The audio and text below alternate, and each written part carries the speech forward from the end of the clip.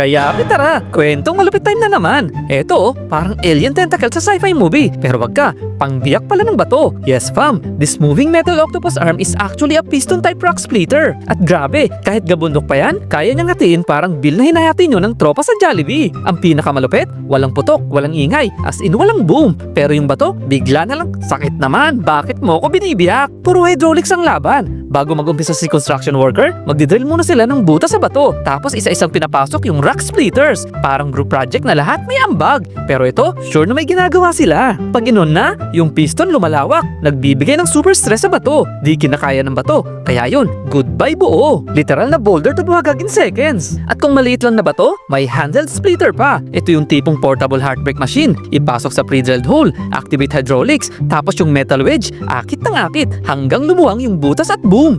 Biyak ulit! Pero kaya Pi, itong tanong, kung meron kang ganitong rock splitter, anong unang gusto mong biyakin? Bato o katahimikan ng kapitbahay? Kung natuwa ka dito, comment yes. Tag mo yung tropang mahilig sa mga makinang delikado. At follow mo ko para sa susunod nating kwentong malupit!